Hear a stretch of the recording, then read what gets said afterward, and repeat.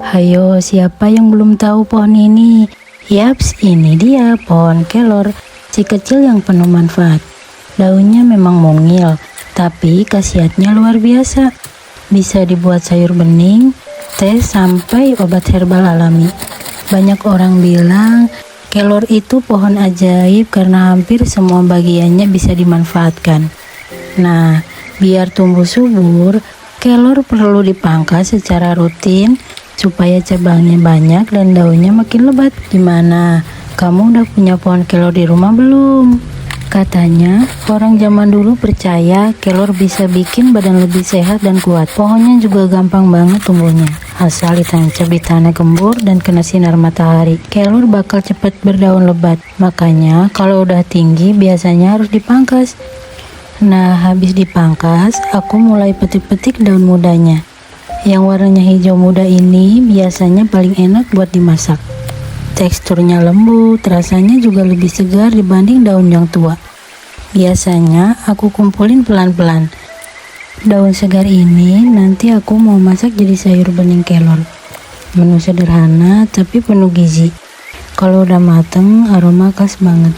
Bikin semangat makan siang di kebun.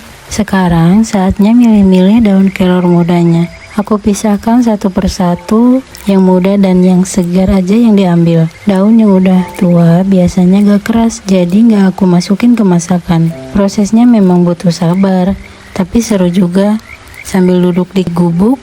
Sekarang waktunya mulai masak.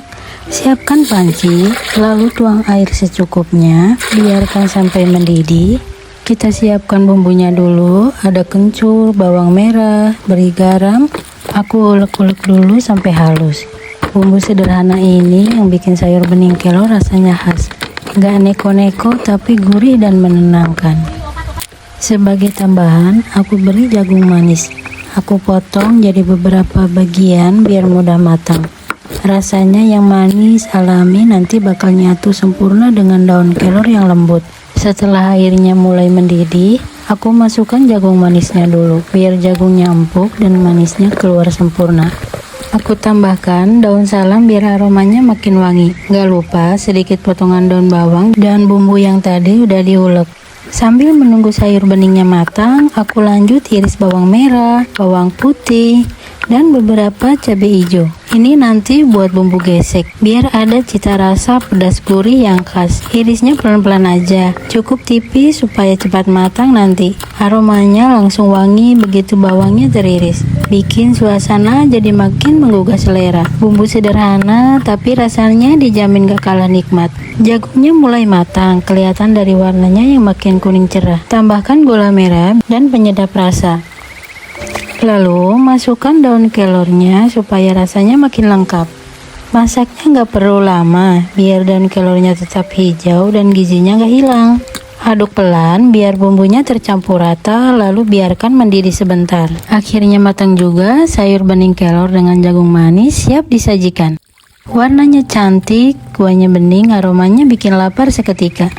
Rasa manis alami dari jagung berpadu sempurna dengan segarnya daun kelor. Sederhana tapi penuh gizi dan bikin hangat di perut. Cocok banget disantap siang-siang di kebun sambil menikmati angin sepoi. Biar tambah enak, aku goreng tempe juga. Aromanya langsung harum banget begitu kena minyak panas. Warnanya pelan-pelan berubah jadi kuning keemasan. Tandanya sudah matang sempurna. Tempe goreng siap jadi lauk pendamping sayur bening kelor. Lanjut, aku goreng ikan asin. Sebelum ditumis nanti, ikan asinnya aku goreng sebentar, biar rasanya makin gurih dan teksturnya renyah. Begitu masuk minyak panas, aromanya langsung khas banget. Harum asin gurih yang bikin lapar seketika. Goreng sampai warnanya keemasan, lalu angkat dan tiriskan. Ikan asin ini bakal aku tumis bareng bumbu yang tadi. Pasti rasanya makin mantap. Saatnya menumis bumbu ikan asin. Minyaknya udah panas, langsung aja masukkan bawang merah. Aduk pelan-pelan sampai aromanya keluar dan warnanya mulai layu. Lalu tambahkan bawang putih. Aduk lagi perlahan sampai bawang putihnya matang sempurna. Lalu tambahkan cabai hijau yang tadi diiris. Lalu aku aduk-aduk sampai tercampur rata. Hanya jadi cantik banget. Kombinasi merah, bawang, hijau dari cabainya, Tambahkan gula merah secukupnya.